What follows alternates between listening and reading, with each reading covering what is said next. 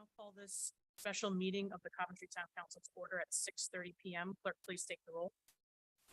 Councilmember Pasqua. Here. Councilmember Ludwig is absent.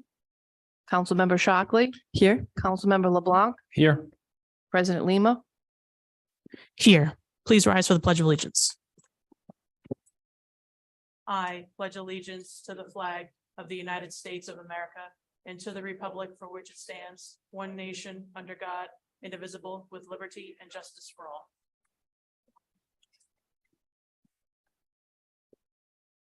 In the event of an emergency, those present here in council chambers can exit out either back two doors and go out onto the front lawn or to the back parking lot. Can I have a motion to take the agenda out of order? I'll make the motion. Second. Motion from Vice President LeBlanc, second from Councilmember Pasqua. Any discussion? Hearing none, clerk, please take the roll. Councilmember Pasqua. Yes. Councilmember Shockley. Yes. Vice President LeBlanc. Yes. President Lima. Yes. 4 in the affirmative, 0 in the negative. Motion passes. Moving on to report of other town officers and officials. Stephen Angell, Solicitor, on OM 23-10, Anonymous v. Coventry Town Council. Well, good evening, Council. So we're here, obviously, there's one agenda item this evening, which is the decision of the Attorney General's office that was forwarded to all of you relative to the appointment of the solicitor function back on November 28th and that of the interim town manager, Edward Warzycha, on December 20th, I believe. And the Attorney General's office did find that the council violated the OMA. That decision speaks for itself. What they have requested that the council do is to reconsider and revote on those appointments. I'll certainly answer any questions you may have about the legal effect of the decision itself. But what I can tell you is that at this point, the Attorney General's office is simply looking for the council to revote and remedy the situation as opposed to them imposing any sort of fine for a willful violation of the Open Meetings Act. I'll take your questions. Members of the council? Councilmember Shockley. So has anything happened between the time of your appointment and now that also will have to be redone based on these changes? Not that I'm aware of. One of the things that I can tell you is that when I received the decision, which was very late in the day on Friday, I didn't look at it until Saturday. I had sent it off to council leadership and told them that, you know, it needed to be put back on this agenda. What I did on Monday, first thing, was I spoke to my regulator, which I thought was very important. So this is a week ago Friday you're talking about? Correct. Okay. Yep.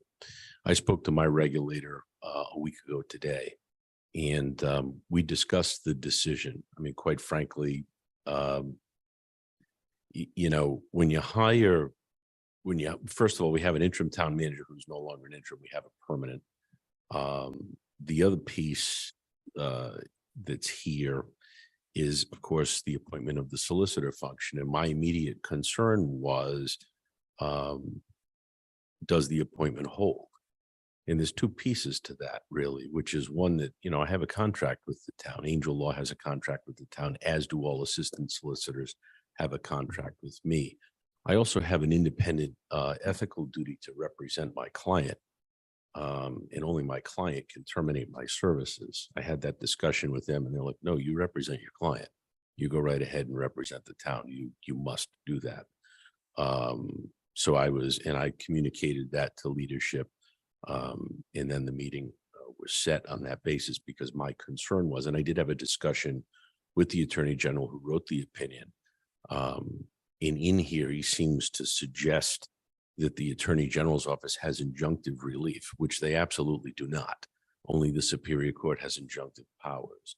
If they're not going to Superior Court, but yet the Attorney General is inferring that somehow, you know, my actions aren't valid, you know, since November, I was going to go to see the duty judge, you know, that morning with him and get a ruling on that. That was unnecessary. They backed off of whatever that assertion may have been in the opinion.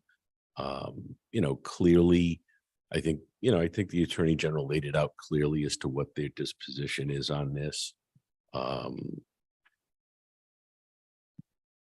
Did that answer your question? Yep.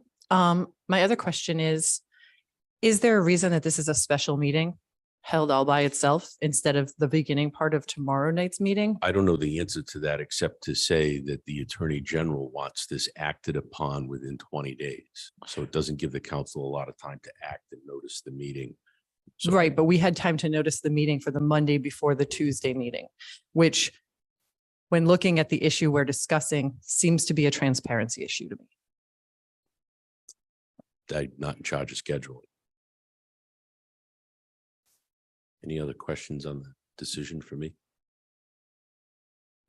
Mr. Angell, given the nature of the revotes we'll have to take, is there any special way we need to phrase these motions so that?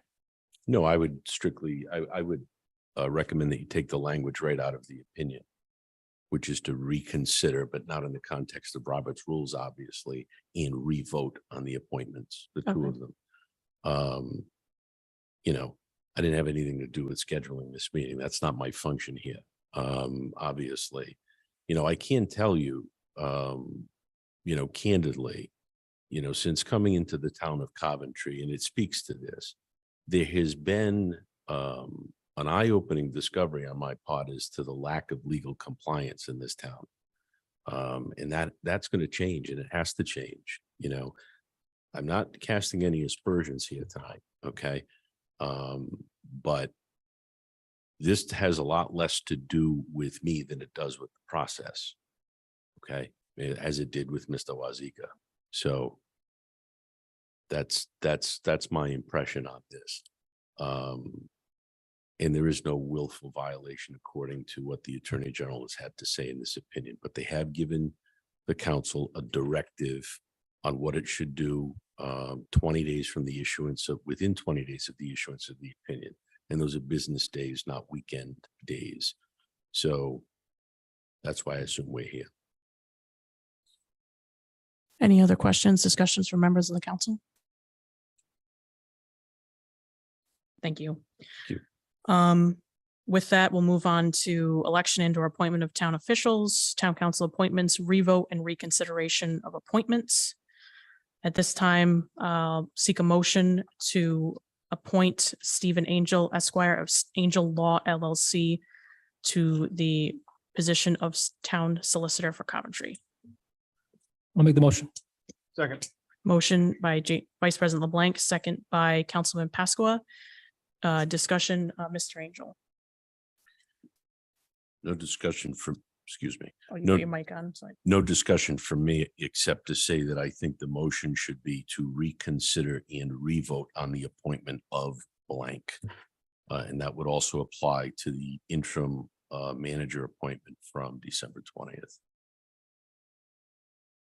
So, I would just direct you to the last page of the Attorney General's decision. That's the first full paragraph where they indicate that the council is directed to reconsider and revote on the appointment. I so, think that's how I would phrase the motion.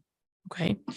Do I hear an amendment to the motion to revote and reconsider the appointment of town solicitor? I'll make that amendment. Second. Motion by Vice President LeBlanc, second by Councilman Pasqua. Discussion on the amendment? Hearing none, clerk, please take the roll. Councilmember Pasqua, Yes. Councilmember Shockley, Yes. Vice President LeBlanc, Yes. President Lima, Yes, 4 in the affirmative, 0 in the negative, motion passes. we're now back to the main motion as amended. Discussion from members of the council.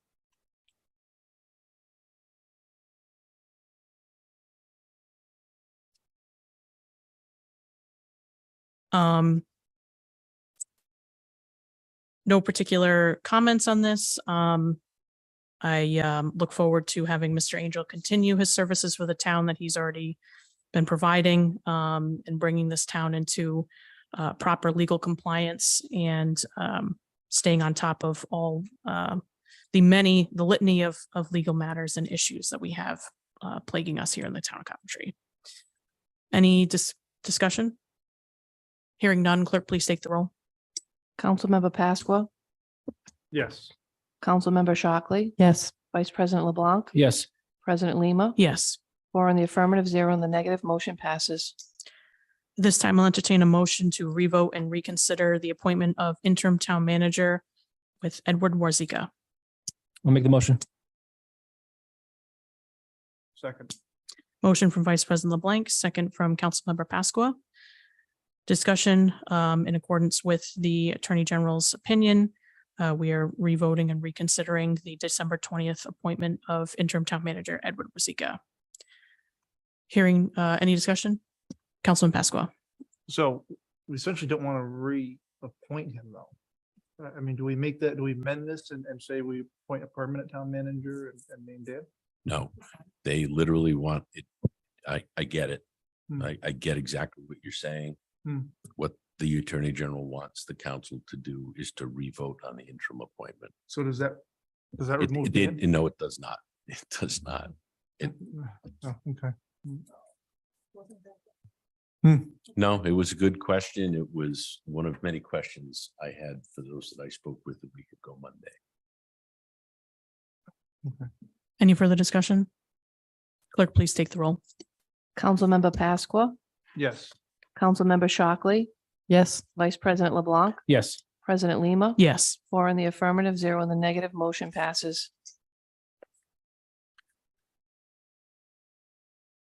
Could I hear a motion to adjourn at 6:41? Do you mind if I just say something quickly before we do adjourn? Or I could be public comment, whatever it is you want it to be. Sure. Oh, yes. Public comment for undocketed items.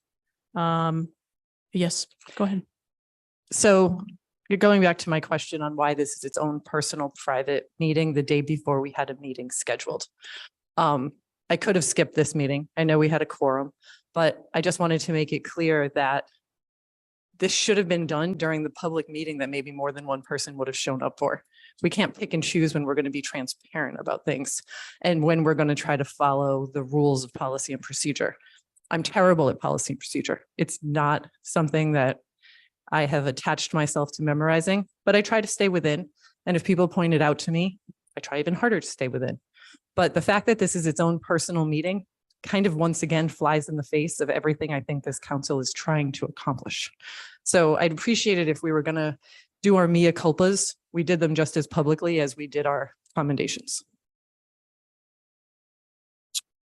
Point taken. The actual whole point of making this its own separate meeting was to call it out specifically and make more of a point about it. I got plenty of outreach about this, so I know it made its noise and I know that people in town knew about it. And to me, by burying it in a fairly large agenda, something as serious and significant as this didn't feel appropriate to me. And that's why I made that decision. Wasn't to block anybody out. It wasn't to hide it. In fact, it was to make it more public and show that we were tackling it head on and we were going to take this opinion seriously and comply with the orders in it as expediently as possible. That was my opinion on making it. So I understand everybody's got full schedules and that this is an inconvenience and I apologize for that. I necessarily don't agree with the opinion. I'm not going to go down that road about why I don't and why I find the ruling a bit confusing in terms of how to address and rectify it. I won't get into that. But I think that my record so far in terms of increasing the amount of public comment, adding it in different places, overly communicating with the public in terms of what's happening in our meetings, sending letters to the editor, pushing for additional fiscal transparency, and being extremely open about what is happening with our town and what needs to happen. Offering to meet with council members speaks for itself. And if anyone feels differently on the council, would love to meet with them and talk more about how we can change that narrative. I welcome that. We have too much to do in this town to get bogged down in things like this. So I look forward to taking it in stride, taking accountability and moving forward and continuing to do the important work that we have to do. Any additional public comment? Councilman Pasqua. I did also actually receive quite a few messages and comments about this meeting from people asking questions about the meeting itself, the context of it. And just asking for clarity on this, which, I mean, in my own personal opinion, I don't really agree with the ruling that came out. But, you know, that's just, it is what it is. I wasn't elected, I wasn't seated, I wasn't sworn in. So that being said, I think it did reach quite a few people. And I don't think we advertised this any different than we did for the meeting tomorrow night. We posted it and we did everything that we normally do for this meeting. So I don't know that it didn't reach, I don't know that it reached lesser people. I think it still reached the same amount of people. It's just, you know, an extra meeting. I agree. It's an extra meeting. But yeah, that's really all I got. Any comments from members of the public? Any comments from members of the public on Zoom? Going once, going twice, 3 times. Public comment is now closed. Do I hear a motion to adjourn the meeting at 6:46 PM? I'll make the motion. Motion by Council Vice second. President LeBlanc, second by Councilmember Shockley. All those in favor? Aye. Any opposed? The ayes have it. Our next meeting is on May 9th at